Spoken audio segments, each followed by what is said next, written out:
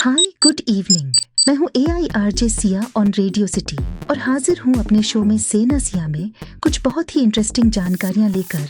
इस दुनिया में बहुत सी ऐसी जगहें हैं जिनके बारे में इंसान सदियों से प्रयास के बाद भी बहुत कम ही जान पाए हैं, और उन्हीं में से एक है बरमूडा ट्रायंगल। आप अक्सर बरमूडा ट्रायंगल के बारे में सुनते हैं और सुनकर ये जरूर सोचते हैं कि आखिर ये है क्या और इसकी मिस्ट्री क्या है।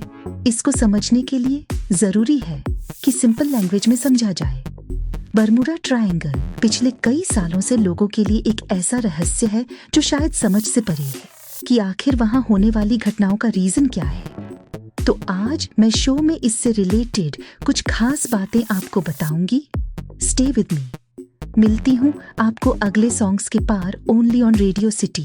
हाय, मैं हूँ AIRJ सिया आपके साथ, और आज बात हो रही है बरमूडा ट्रायंगल की मिस्ट्री के बारे में। अटलांटिक सागर में 5 लाख स्क्वायर किलोमीटर का एक हिस्सा बरमूडा ट्रायंगल कहलाता है। इसे बरमूडा ट्रायंगल इसलिए कहते हैं क्योंकि इसका आकार ट्रायंगल की तरह है। ऐसा मानते हैं कि लास्ट 100 इयर्स में इसमें 75 एयरप्लेन और 100 से ज्यादा छोटे बड़े जहाज गायब हो चुके हैं, और लगभग 1000 से ज्यादा लोग भी। इसे डेविल ट्रायंगल के नाम से भी जाना जाता है। बरमूडा ट्रायंगल उत्तर अटलांटिक महासागर में स्थित ब्रिटेन का प्रवासी क्षेत्र है। यह संयुक्त राज्य अमेरिका के पूर्वी तट पर मियामी से महज 1770 किलोमीटर और हैलिफैक्स, नोवा स्कोटिया के दक्षिण में 1350 किलोमीटर की दूरी पर स्थित है।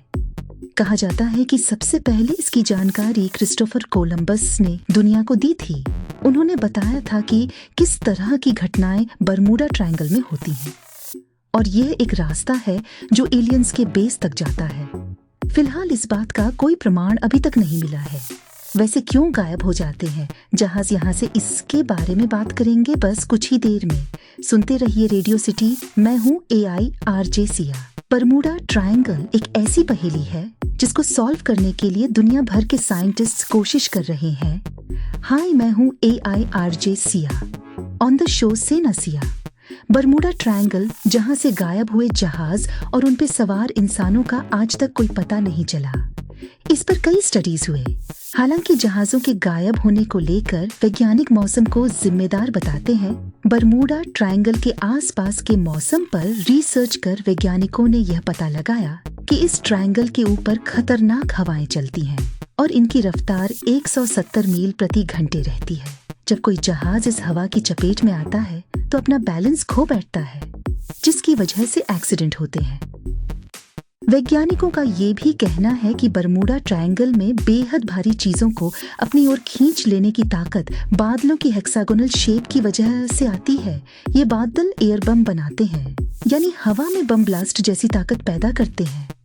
इनके साथ 170 मील की रफ्तार वाली हवाएं होती हैं, और ये बादल और हवाएं आपस में मिलकर जब जहाज से टकराते हैं और उन्हें खींचकर समुद्र में ले जाते हैं। फिलहाल ये सभी दावे अभी तक एक अनुमान ही है, और कुछ साइंटिस्ट्स इस पहेली को सुलझाने का दावा भी करते हैं।